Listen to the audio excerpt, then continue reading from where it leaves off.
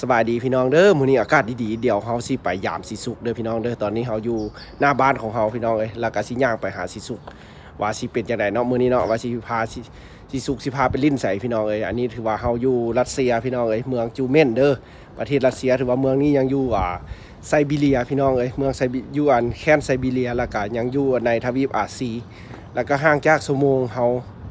ลาวกับยูพีพี่น้องเอ้ยก็เพียงแต่2ชั่วโมงถ้าอยู่พุ่นแม่น8 โมงยูพีก็แม่น6 โมงพี่น้องเอ้ยหรือว่าอยู่ลาวเฮาแล้วแม่นไปก่อน2 ชั่วโมงตอนนี้เราเฮาสิไปยามสีสุกแล้วก็สิไปลิ้นน้ำสีสุกพี่น้องเอ้ยแล้วบ่ฮู้ว่าสีสุกสิพาเฮาไปไสพี่น้องถือว่าตอนนี้เราแม่นเฮากำลังสิเดินทางไปหาสีสุกเด้อพี่น้องเด้อเพราะว่าเฮาย่างมาแล้วก็ถือว่าเป็นอากาศที่แบบกำลังร้อนพี่น้องเอ้ยแล้วไปเบิ่งว่าสิเห็นสีสุกเป็นแนวใดพี่น้องแล้วพวกเฮาก็สิถ่ายให้เบิ่งว่าเป็นจังไดเนาะว่าพวกเขามาอยู่รัสเซียพี่น้องเอ้ยแล้วก็ในอากาศร้อนๆสิเด้อเรือเป็นอากาศที่คักขนาดพี่น้องเป็นคนที่คนบ้านเพิ่นมักขนาดไหนอากาศร้อนๆสินะพี่น้องเอ้ยหรือว่ามื้อนี้สิสุกสิพาเฮาไปใส่เฮาก็ยังบ่ฮู้พี่น้องเอ้ยเมื่อไปฮอดกันพุ่นละก็จักสิฮู้ว่าสิได้ไปใส่พี่น้องเอ้ยอันนี้ถือว่าเฮาย่างมาแล้วก็สิไปหาสิสุกอันนี้เฮาย่างเอาจากเงินเฮามาพี่น้องเอ้ยหรือว่าฝากเป็นกำลังใจเด้อพวกเขาอยู่รัสเซียพี่น้องเอ้ยเดี๋ยวเฮาก็สิเมื่อไปฮอดลาสิถ่ายอีกบ้านนึงพี่น้องเอ้ยคลิปของเฮาอยู่รัสเซีย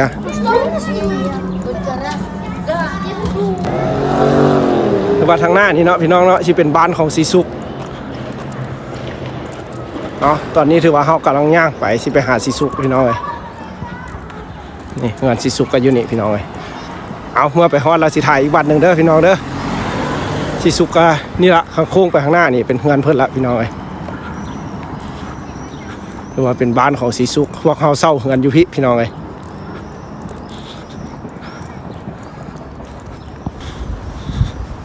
เอา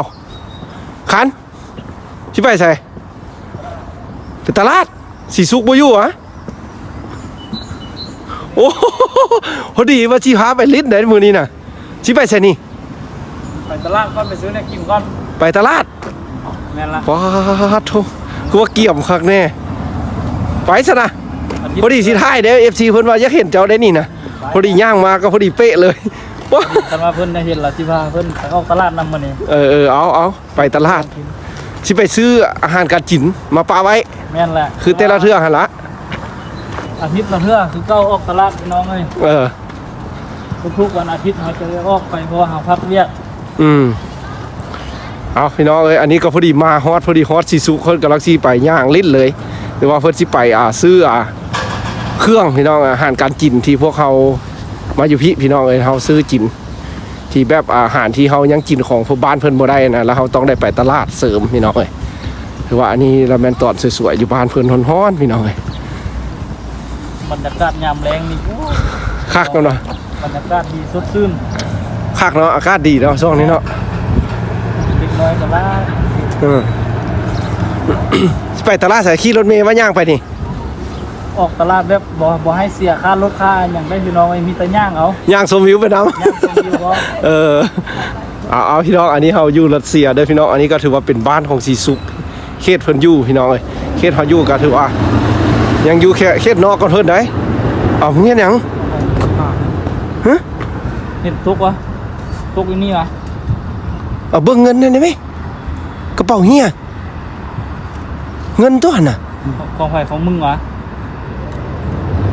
ไปแล้วไหมที่ไหนไปแล้วไหมไปย่างเอาเส้นทงรถเอาไปได้ลักเอานะเชื่อไปส่งให้จังไร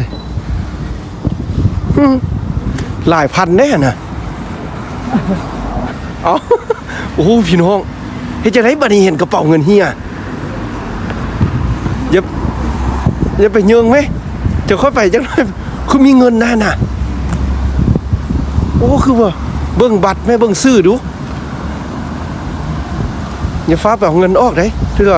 ข้าเจ้าซอกหา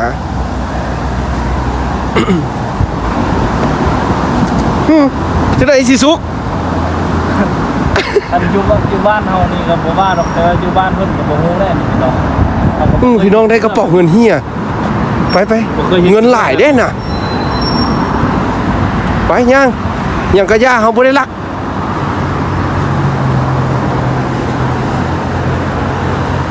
เบิ่งแต่บ่มีพาสปอร์ตบ่มีหยังเวลามีพาสปอร์ตเราไปให้ตำรวจเด้โอ้พี่น้องได้กระเป๋าเงินเฮียซ้ำก็มีเงินรัสเซียอีกอยู่หันเดียวจังได้สิไขให้เบิ่งเด้อไปทางหน้าก่อนเอาข้ามทางครับโอ้คักเนาะอากาศอันนี้เนาะไว้ได้ไฟเขียวอันนั้นละหันเด็ดรถก็มีให้เช่าได้นี่ รถหรอขี้อันนี้ไปวะ ขี่รถบ่ ขี้อันนี้เราไว้พี่น้องเลยก็ได้ครับกล้องแล้วรถแล้วเก็บ อ๋อรถเทินให้เช่าได้นี่เนาะอันนี้เนาะ ขี้วะ ขี่บ่ บ่มันต้องมีแอปมันได้เขาจึงขี่ได้เด้อันนี้น่ะเขามีแอปแล้วเขาเอาบัตรมาติ๊กใส่แล้วเขาจึงไปได้ ตามที่เคยกันได้ อืม ทางไป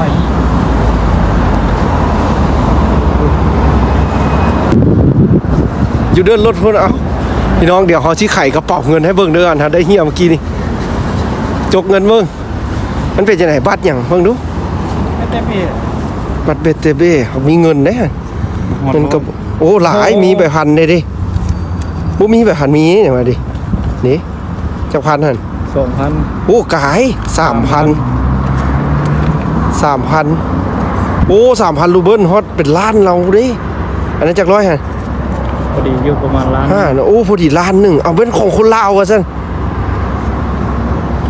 เบิ่งตัวเป็นของนักเรียนแหละนี่นะรัสเซียนี่บ่ใส่นี่เราเบิ่งอันนี้ ตัวเป็นของนักเรียนแหละนี่นะเอ้าจับเบิ่งซื้อเบิ่งหยังดู ว่าเรื่องของประเทศอันแอฟริกาอันนั้น ดูโอ้พี่น้องอันนี้ได้กระเป๋าเขาก็บ่ได้เป็นลากของเพิ่นเด้อเขาก็บ่ฮู้ว่าสิเป็นจังไดเบิ่งซื้อเบิ่งหยังโอ้ยันมันของนักเรียนเฮานี่แหละ เอาออกเบิ่งมันมีอย่างอยู่นี่น่ะ เนาะพี่น้องอันนี้ถือว่าได้กระเป๋าเฮียคันเป็นเงินแล้วแม่น ซื้อน่ะ ใช่ฮะ โอ้ กาเลียตา ผมคนแอฟริกาพี่ เบิ่ง โอ้ต่างประเทศ กาเลียตา มันไปรับไหม เอาไว้หันก่อนคันบ่มีให้เขามาถือว่ามาถามแล้วก็แล้วก็เป็นของเฮา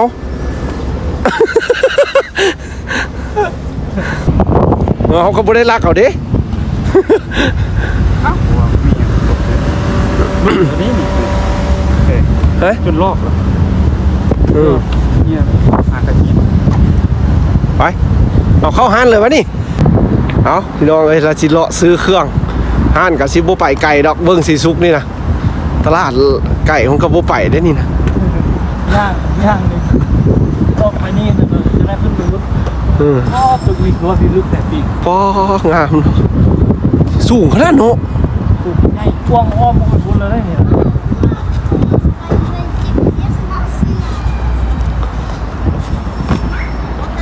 ซื้อกับมียังดอกอาหารคือเก้า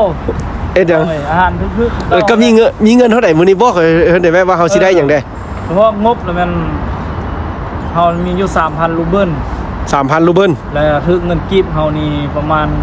700,000ปลายครับ800,000กีบ 700,000ครับ800,000เอาถ้าพี่น้องคนไทยเพิ่นมาเบิ่งเด้ซันทึกเงินไทยเท่าไหร่ เงินไทยละประมาณ1,000ปลาย 1,000ปลายน้อยนึง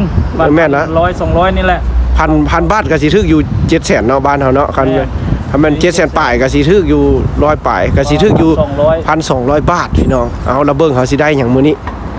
นี่กำลังเข้ามาห้านนี่เนาะเอ้ยห้านนี้ก็เป็นห้านที่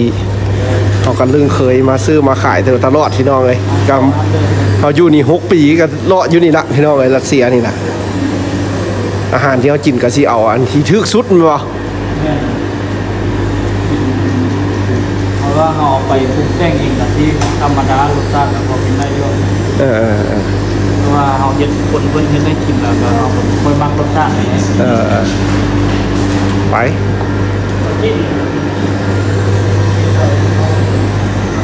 นี่ก็เป็นซีนที่เพื่อนเอาไว้ขายหน่อยนี่ซีนหมูนะกิโลหนึ่ง250 รูเบิลคำเป็นอยู่บ้านเขากระทึกแต่โลหนึ่ง50,000เลยเนาะ50ปลายพันได้หนึ่งที่เป็นซีนใหม่ๆสิคันเป็นน้ำมันหมูละทึกเนี่ยพี่น้องเนี่ย140ปลายรูเบิลทึกอยู่ประมาณ25-30 พันพี่น้องราคามันก็สิเป็นจังซี่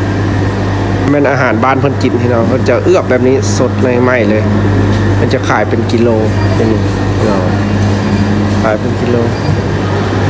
แต่อาหารที่เขากินแล้วแม่นอยู่พี่น้องเลยมันจะเป็นแบบตัวติดมันแน่เป็นดิอันนี้เราแม่นอย่างก็ อย่างก็ว่าเต๋อไก่แล้วก็ไก่เป็ดเต๋อไก่ตับก็มีพี่น้องเลยอันนี้เราแม่นซีนงัวพี่น้องอันนี้นะซีนงัวตอนนี้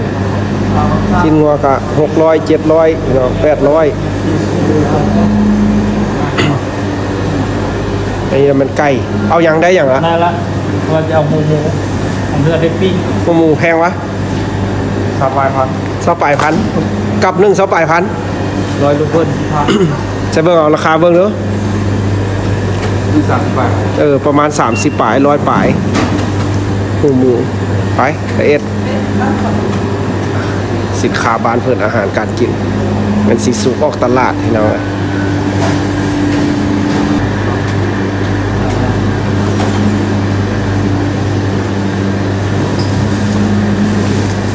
มีถงให้อีกเนาะเอาสอบกับอาหารเล็กๆน้อยๆเนาะ ให้จะบ่งอันนี้ได้ ให้แต่ถงนั้น ถูกหนา เด้อาหารบ้านเพิ่นกินแล้วเป็นแนวนั้นเนาะไปห้านอีกต่อไปพี่น้องเอ้ยเบิ่งสิได้หยังเมื่อเท่าไหร่ละ 362 ลูกเบิ้ล เมื่อ300ป้ออากาศออกมาละคักเนาะ มาซื้ออาหารอยู่รัสเซียนี่ทุกๆร้านนี่เขาจะเยอะเลยพี่น้องเลยคำถามยอดฮิต คือว่า เก็ตนาดา ปากเกตนะแบบทงยางเขาเจ้าถามว่าแบบว่าทงยางเอาบ่สินะ ทุกๆครั้งคือว่าซื้ออย่างกระย่าเพิ่นจะถามรถว่าธงยางนี่เอาบ่ต้องการบ่เพราะว่าธงยางนี่บ่ได้ให้ลาเขาได้ซื้อเลยพี่น้องเลยถุง 4-5,000 กีบคนไหน ตามทงหนาทงบางเนาะ บ่คืออยู่บ้านเฮาได้ว่าซื้อเครื่องแล้วใส่ธงยางอันนิ้วให้แต่ว่าซื้อเครื่องอยู่บ้านเพิ่นน่ะบ่ให้ถ้าเจ้าอยากได้ธงยางเจ้าก็ว่าเอาธงยางพร้อมแล้วไปจ่ายเงิน ไปต่อย่างต่อพี่น้องเอ้ย ก็ เอาไปต่อเดินยังไก่พี่น้องเอ้ยเสื้อสีเลาะพาเลาะเบิ่งแบบฮ้อนๆสิพอดีเจอสีสุกพี่น้องเอ้ยเพราะว่าสีสุกนี่เป็นคนตลกเฮฮาเด้อพี่น้องเอ้ยแล้วก็เป็นคนที่แบบม่วนเพิ่นอาศัยอยู่บริคำไซอยู่แข่งบริคำไซแล้วพวกเขามาอยู่นำกันอยู่พี่น้องเอ้ยฝนตกแม่นตีมันขี้นกรึกบ่ล่ะ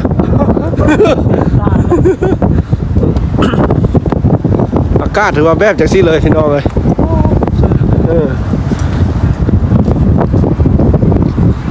คนรัสเซียต้องการขนาดนี้ แบบแนวนี้เนาะรัสเซียเนาะ สิฮ้อนซ้ำใดกระย่าสิเลียนกระย่าบ่มีไส้พวกบ่มีมันเลียนซ้ำ เจ้ามักแบบผิวดำมาสั้นๆบ่เจ้าจะผิวดำพี่ไก่ไว้นี่ย่างขึ้นไปนี่ ธรรมดา ลักปลายนี่นะเบิ้งนี่นะเอาพี่น้องเดี๋ยวไปต่อแล้วเขาก็สิล้มกันไปพี่น้องเอ้ยสิปรึกษากันเรื่องกระเป๋ากันเด้อพี่น้องเอ้ยเดี๋ยวนี้ยังเขาบ่ฮู้เลยว่าสิแม่นของไผแต่ถ้าแม่นเขาเจ้ามาถามเอาก็สิได้เอาให้เพิ่นหรือว่าเขาเจ้าบ่ติดต่อมาแล้วก็แล้วพี่น้องเอ้ยเขาก็สิได้เอาเด้เงินน่ะแม่นบ่เขาก็บ่ได้ไปลักเด้ว่าตรงๆเลยคันแม่นบ่มีให้ติดต่อมาก็เอาเพราะว่าเป็นเงินอยู่หั่นพี่น้องเอ้ยหรือว่าจังซี่บ่เขาเอาแต่เงินแล้วก็เอาบัตรไปวะ แม่นวะก็ได้คือกันได้เนาะ ได้คือกัน เขาเอาบัตรคืนให้เลยดิเงินเขาก็เอาเอ้ย ว่าบัตรก็บ่มีหยังสำคัญหลาย บัตรเขาก็ไปกดบ่ได้เลยดิอย่างกับบ่ได้เขาสิเอาเงินเขาเจ้าก็ได้ แล้วมันเป็นบัตรอันแต่ว่าเป็นบัตรอัน ATM บัตรธนาคาร บัตรธนาคารเขาใช้บ่ได้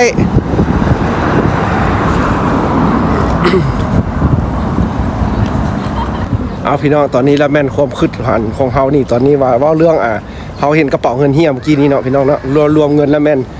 3,000 ปลายรูเบิลพี่น้องคันแม่นเงินบ้านเฮาก็สิถึกแต่ประมาณล้านปลายนั่นนึงพี่น้องเอ้ยแต่ตอนนี้เฮายังบ่ฮู้ว่าเฮ็ดจังได๋เดี๋ยวนี้เฮากำลังสิล้มกันปรึกษากันว่า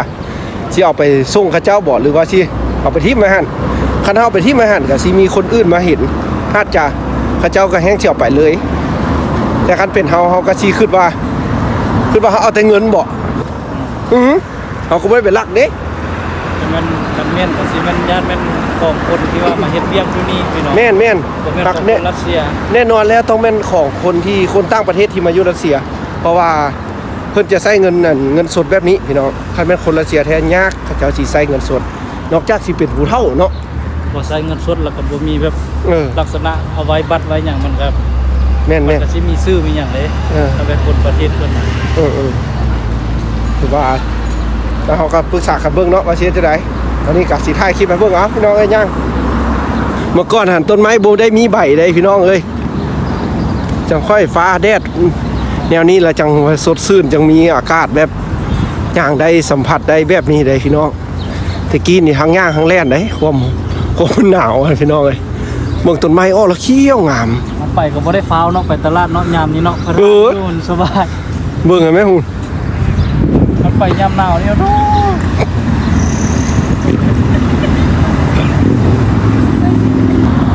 รถอันนี้เขาเจ้าละจังซี่เลยเนาะแบบมดใส่ละจอดหันเลยว่าเราสิสูงเนาะ บ่ได้เอาไว้มันเข้าได้อันนี้น่ะ ขี่ไปฮอดใส่ละจอดเลยนะ ว่าเอาง่ายๆซะไปบ่ได้บ่ได้แล้วก็ทิ่มอยู่หั่นเลย แม่นเนาะต้องแม่นแนวนั้นอันนี้เขาก็บ่เคยขี่เลยพี่น้องเพราะว่าสลายกันย่างอยู่พี่นะพี่น้องเอ้ยเอาบ่คันมึง มึงข้ามไฟแดงเลยนะ เปล่า เอาพี่น้องคือว่าตอนนี้เขาย่างมาแล้วก็ล้มกันมาคือว่าปรึกษากันได้แล้วตอนนี้พี่น้องเอ้ย แล้วแม่นันจะเวิร์กให้เห็นก่อนให้เห็นน้ำกันก่อนหรือว่าตอนนี้เราแม่นนั่นพี่น้องเอ้ยพวกเขาย่างมาแล้วก็ปรึกษากันมา3คนนี่ก็ว่าสิเอาพี่น้องเอ้ยเงินเดี๋ยวนี้นะสิเอาที่เอาเพราะว่าเขาบ่เอาเขาจะไปส่งเขาบ่ฮู้สิไปส่งพี่น้องบ่ฮู้ว่ามันบาดไผแต่หักแน่นอนแล้วเขาคิดว่า ออกเย็นไปจากกองกัน เที่ยวปลาไว้ 2-3 มื้อมีคนเพิ่นติดต่อมาแล้วเขาก็สิเอาให้คันบ่มีให้ติดต่อมาก็แม่นสิที่เอาพี่น้องเอ้ยเงินก็บ่ได้หลวงหลายดอกก็เพิ่นเป็นเงินกี่บ้านเฮาก็ล้านปลายน้อยหนึงพี่น้องเอ้ยพอประมาณ 3,600 3,700เนาะ แต่ว่าตอนนี้แล้วก็แม่นเฮาสิเอาไปปะไว้ก่อนพี่น้องเอ้ยมีแต่เฮากวดเบิ่งแล้วเดี๋ยวนี้มันบ่มีบัตรที่สำคัญแบบว่า เป็นการเข้าออกเมืองบ่มีหยังหั้นนะเป็นวีซ่ามีหยังหั้นนะบ่มีพี่น้องมันมีแต่บัตรธนาคารธรรมดามีแต่เขาเจ้าก็จะสิไปแจ้งธนาคารแล้วมันก็ธนาคารน่ะเพิ่นก็สิปิดให้ว่าบัตรเสียแล้วก็ เฮ็ดไหม เพิ่นก็จะเอ็ดออกบัตรใหม่ให้แล้วก็ถือว่าบัตรตัวที่เฮียน่ะก็ถือว่าใช้งานบ่ได้ก็มีแต่เขาเจ้าก็สิเสียแต่เงินสดอ่ะพี่น้องเอ้ยว่ากันแล้วไป บ่ได้หลายเด้อพี่น้องเรื่องเงินอยู่ประเทศเพิ่นซ้ำนี่น่ะน้อยเดียว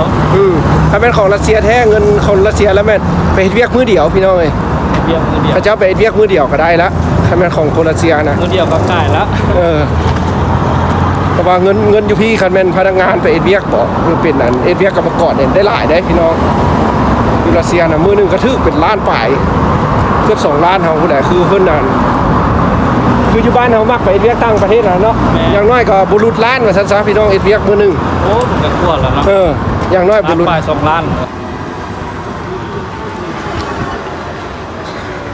จุดสำคัญเนาะ บ่ได้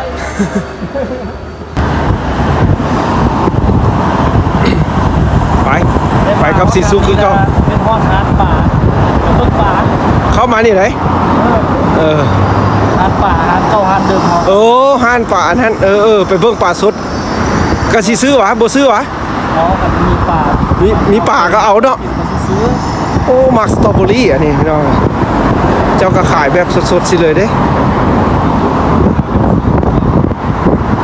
โอ้คนหลายขนาดเนาะแบบ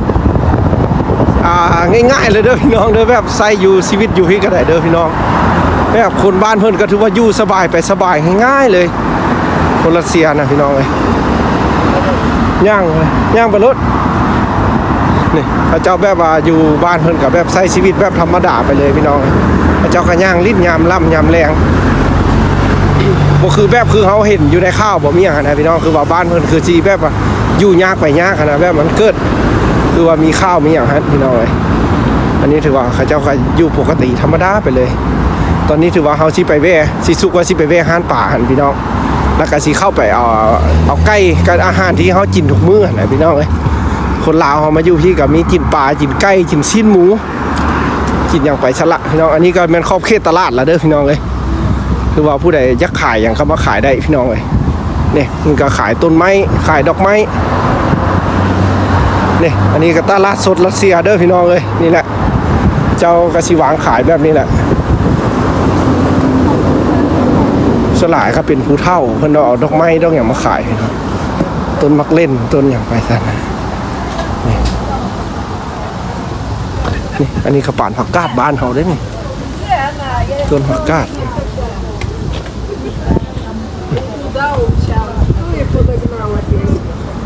ต้นกุหลาบนี่อันนี้เป็นครอบเขตตลาดสดพี่น้องเอ้ยมีวะป่าฮะคือว่าอยู่นี่บ่มีละวางอยู่นี่ เอาวะ มีวะสิซุปโอ้เดี๋ยวมีเดี๋ยวบ่ พอดี เอาทงนึ่งบ่คือปันในเนาะ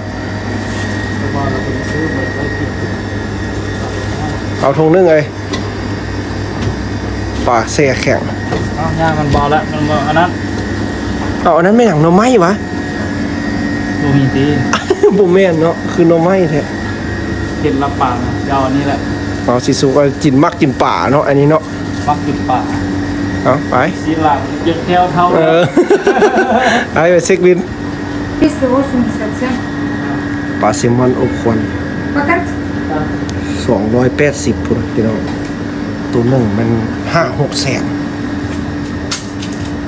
5-6 แสนพุ่นอ๋อสมควรเนาะเค็มเอาพี่น้องคือว่าเขาซื้อปลาเอาทงหนึงพี่น้องเอ้ยเอาปลาทงหนึงนี่เด้อพี่น้องเอ้ยตลาดสดรัสเซียเป็นแนวนี้เด้อบ้านเพิ่นน่ะออกไม้มักต้อ ว่ามันก็เพลงเลย ใช่ นี่นะ โล700เนาะแพงเนาะ โอ้อยากกินก็สิบ่ได้กินแล้วพี่น้องมันนั่นนะมันแพงเกินเลยเนี่ย โล700เงิน700เขาไปซื้อไก่เด็กโต4 3 มา 4 ตัว 3 มา 4ตัวไก่ทึกพี่น้องเอ้ยไก่อยู่รัสเซียคันเอาซื้อมักไม้เมื่อกี้ทาดเดียว700 จะไม่มักธรรมชาติเนาะมักปลูกต้นไม้เนาะ มากตัวเนี่ยข้าเจ้าแบบมันอากาศแบบมันหายากขนาด เบิ่งแต่สถานที่ครับบ่ได้ว่างเลยจะว่าปลูกต้นไม้ดอกไม้รุ่นนี่เนาะ แอนแมน มันเป็นต้นอันคืออยู่บ้านเฮาอันว่าดอกไม้อันนี้ ดอกไม้ขิวคือบ้านเฮาน่ะ เอิ้นดอกบัวบก ดอกไม้ขิว ดอกดาวเฮือง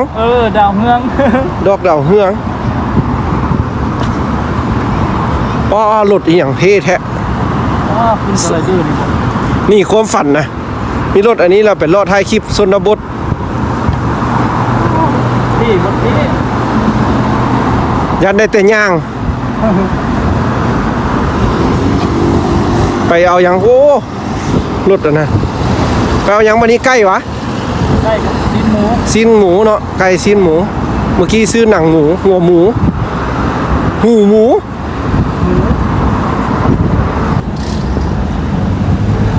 เอาสิซุกเดี๋ยวนี้เงินเหลือเท่าไหร่ที่ไปซื้อเครื่องฮะซื้อหมดเท่าไหร่ละ ค่าหมด300บาท เมื่อ300ป่ายโอ้ยัง 2,000ป่าย มัน2,700 ยัง 2,700 พี่น้องอันนี้ถือว่าแม่นกระเป๋าเขา2อันนี่ถือว่าเอากาใส่กับเงินเขาแล้วแม่นเต็มเลยพี่น้องเลยกาคิดไล่ใส่เงินแล้วแม่นเต็มเราได้นี่เงิน2 เงินจำนวนนี้ครับซื้อหมดทั้งผักหอมทั้งหัวกระเทียมหัวหอมมีอย่างต่าง เอาแล้วกันให้พี่น้องเบิ่งเลยเนาะว่าสินค้าอยู่รัสเซียแพงบ่ทึกซ้ำไหนเอาลองเบิ่งพี่น้องเลยเงิน 6-7 แสน7 แสนปลาย8 แสนสิได้อย่างเด้ตอนนี้ก็ได้หูหมูกับอันนั้นไปละพี่น้องเอ้ยกับป่าอันนี้ห้านคนจีนเด้อพี่น้องเด้ออันนี้นะถือว่าเฮาอยากได้อาหารที่เป็นอาหารจีนบ้านเฮากับมันมาซื้ออยู่นี่ก็ได้พี่น้อง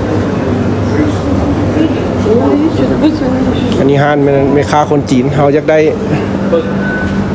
ยักษ์ยังก็มียังหมูเลย ไปเฮาบ่จีนอันนี้นะ ผมหมูจิ้มมากินกันแนวเก้าเนี่ยเราเคยซื้อเคยกิน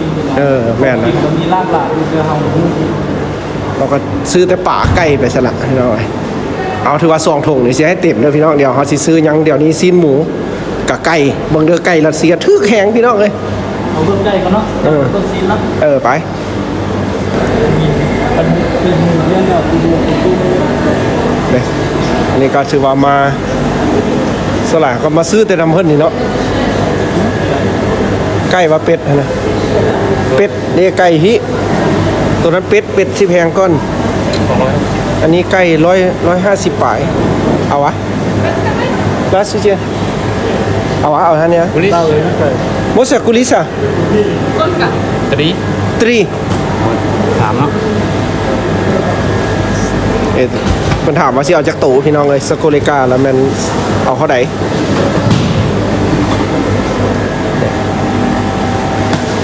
เอาไปค่าบ้านเฮ้ยแต่ว่ามันใกล้พี่น้องกิโลนึงแล้วแม่นซ้ำนี้พี่น้องเอ้ย165ลูกเบิ้ลประมาณ38,000เนาะ30ปิดโซ500ถึก500ปลาย 560ครับ นี่มันพอค่าขาย500 560 เบิ่งดูอะไรมึงดู560ปาชิบะบัมไปช่วยแต่ว่าราคามันก็สิได้563รูเบิลไก่พี่น้องถึกตัวหนึง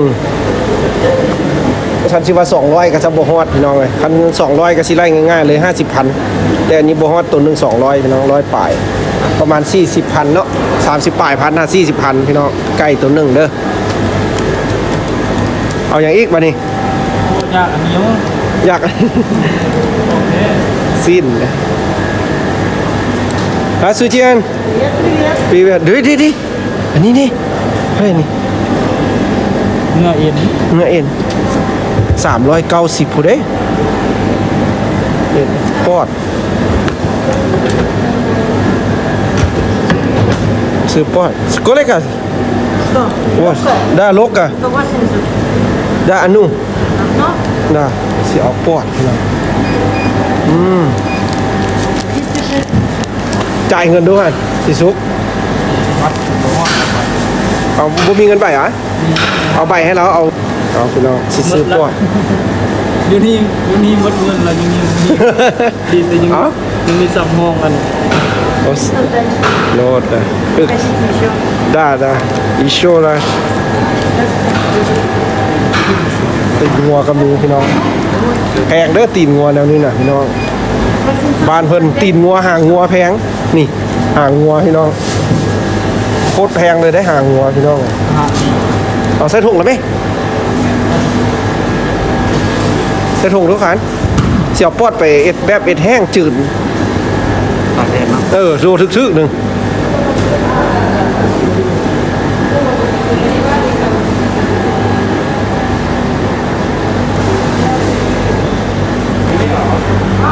นี่ป่าอันนี้นะป้อนี่ไข่ปลาคาเวียร์นะนี่แหละปลาคาเวียร์นะ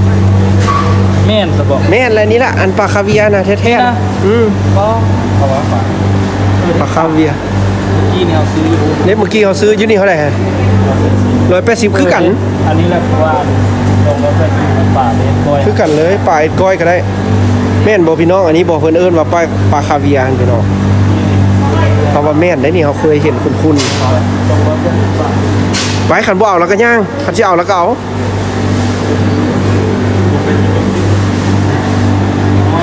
ซื้อปลาได้พี่น้องแม่นโลนึง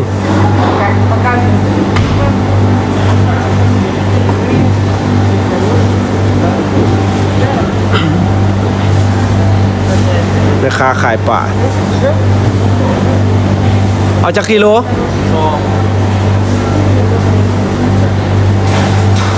กิโล ครับ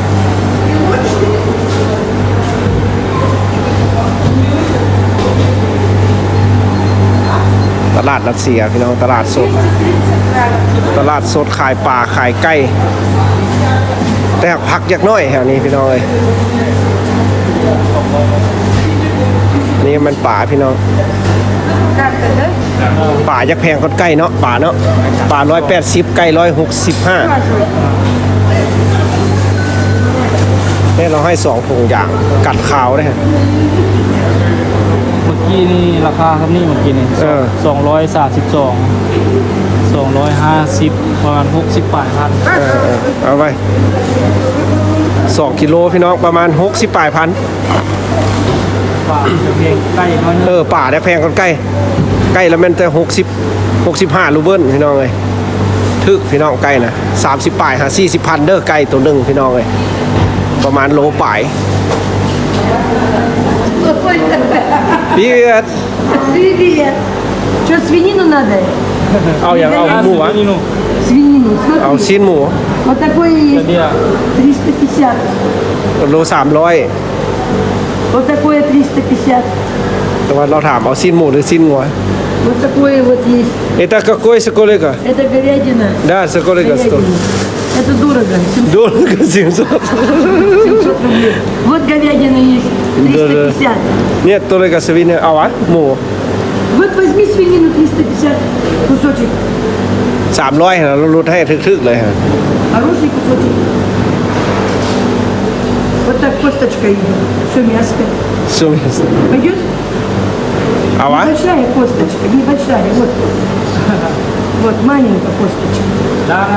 Вот, видишь, вот пойдет? Ну, เราก็ต้องถามราคาพี่น้องเลยโล300ถือว่าแพงเนาะอยู่นี่เนาะก็ถือว่าแพงเลย ลูกมัน200บาท ถือว่าห้านั้นทึกก่อน 749. Пойдет? Карточки. Еще что? Ничего больше. โบเชนนี่นะด่ะสกลสีโซคาวาไตโซคาวาไตประมาณจักโลฮะแต่ว่าเอาซีนหมูซีน Прижимай. Маленький. อ๋อ700โอ้ก็ถือว่าแพงเลยเนาะยากไหมโอ้เราตื้มให้อีกครับโอ้คาโลซี Это тебе для отчета. นะ Спасибо. ภาษาอุสตามะ Подожди, жирно там, на. Держи. Своими руками откройте получше. ภาษาอีกฮะทงใส่อีก ปักชื่อเขาได้ เขาซื้อเราตลอดนะ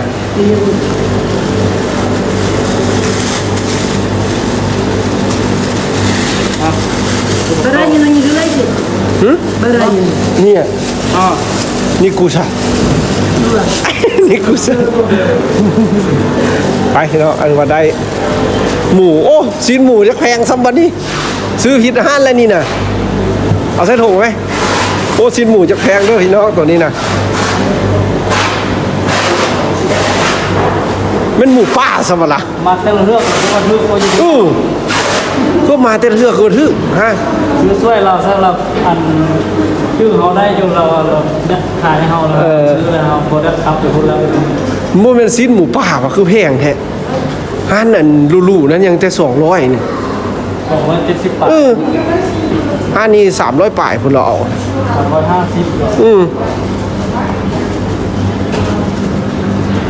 เราจะขายพี่น้องเราซูซีจะให้ซื้อเราเว้ยเอาซื้อสาระกันแล้ว ไป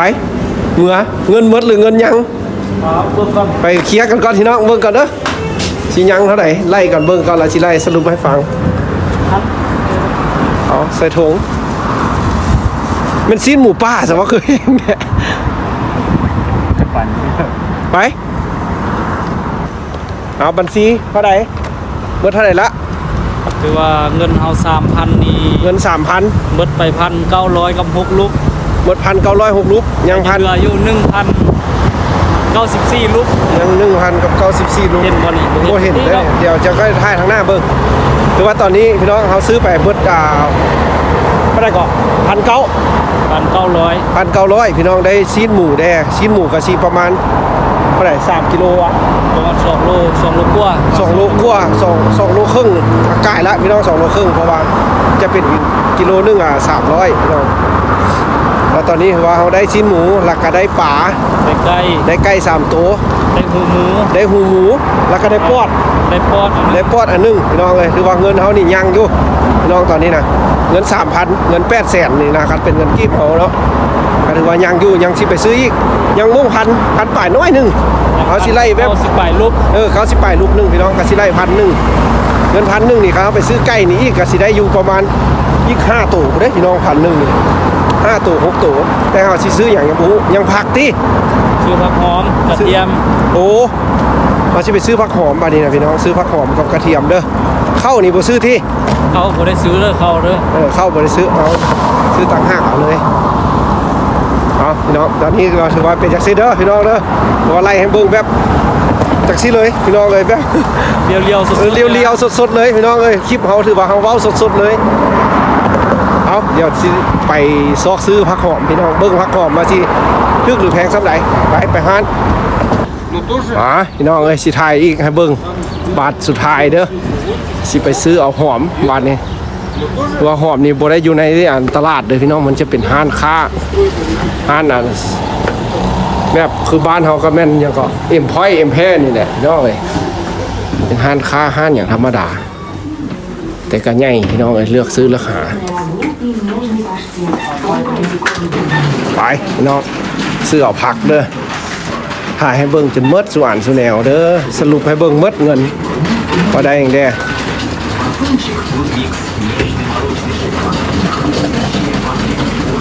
โอ้เย็นดีเนาะบัดนี้เนาะได้หอมนะหอมบัวนะหอมใบวะหอมอย่างเนี่ยฮะกระลำ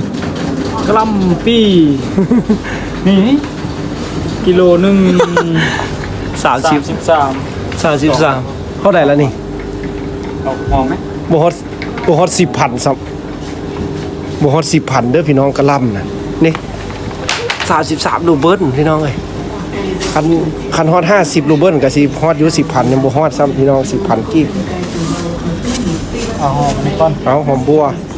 อันนี้เขาเอิ้นหยังก่อน หอมบัวลูกภาษารัสเซียนะ หวานบัวใหญ่เนาะ หอมบัวใหญ่หอมบัวใหญ่ แต่เฮาบ่เอาตัวใหญ่เอาตัวน้อยนี้ เอาตัวน้อย ใหญ่ มาพี่ได้สิสุกเอาอยู่พี่ได้ไหนคันหอมบัวน่ะ เอากระเทียมมัน เอากระเทียมมันพี่มักเล่นพี่แพงพี่น้องเลย50-60ผู้ได้เนี่ยมักเล่นเนี่ย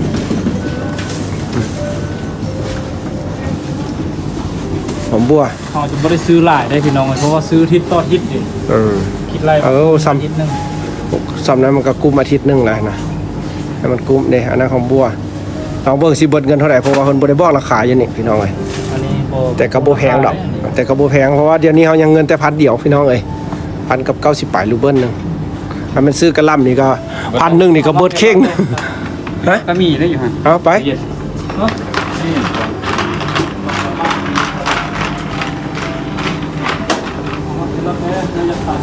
โอ้ผักกาดบัดยามฮ้อนน่ะคือทึกเนาะ มีอยู่หั่นแล้วนะว่าวะ ป้ามะเขือหำม้าพี่น้องสิถ่ายให้เบิ่งเด้อว่าซิโลเขาได้มะเขือหำม้าพี่น้องแพงกว่าซีนหมูพี่น้องเอ้ยแพงกว่าซีนมะเขือหำม้ามักแรงงายพัดทึก140ปลายรูเบิลมะเขือแพงแท้พี่น้องมะเขือนะมะเขือแพงหลายเด้อมะเขือเอาอย่างอีก คุณมื้อไหนบ้างก็ซื้อไปดูน้ำไปกินก่อนพี่น้องเลย น้ำเท่าไหร่หันตู้เท่าไหร่64 ประมาณ17-18,000 ไปน้ำดื่ม16-17,000พี่น้องเอ้ยคันน้ำมันแล้วแม่น10ปลายพันลิตรหนึงเด้น้ำมันอยู่รัสเซียน่ะ50ปลายรูเบิลเอาเซ็กบิดพี่น้องบ่เบิดได้นี่1,000นี่เหลือได้นี่ เหลือจะได้เอาสิไปซื้อเอ็ด ซื้อเอ็นนี่โอ้ แต่ว่ามื้อนี้บ่ได้ซื้อแล้วเอาไปเบิ่งแล้วมันบ่นั้นปานใด บ่งาม มื้ออื่นมื้อเอาว่างแล้วยังย่างไปซื้อเอาเพราะว่าอยู่หน้าเฮือนนะ โอเคถือว่าจ่ายเงินบ่หมดเนาะมื้อนี้เนาะ เบิ่งว่าสิหมดเท่าไหร่อันนี้ เอาเบิ่งตอนนี้กำลังเซ็กบินได้พี่น้องเอ้ยว่าเขากำลังเซ็กบินกันว่าสิเบิดเท่าไหร่เดี๋ยวเขาสิไปรอท่าเอาบินอยู่พุ่นพี่น้องอยู่ 200ปลาย Радуйте котика ใส่แล้วไม่บาดเลย меню Вискас. Сочное желе, аппетитный рагу и нежный паштет. Покупайте корм для кошек กะ Вискас. หล่ำกับหอมบัวพี่น้อง200ปลาย Настоящие коты-гурманы предпочитают гурме натуральные рецепты. Шедевры с отборными натуральными ингредиентами. มึงดูมึงเอาบาดทางนี่ใส่มึงดู เย็บติ๊กออกมา นั่นนะ อันนี้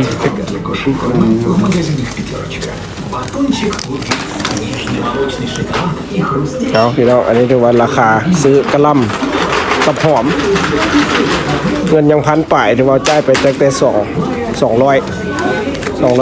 ปลาย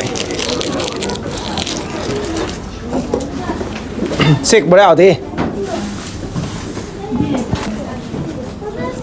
ผิดพลาดแล้ว ไฟ 110ลูก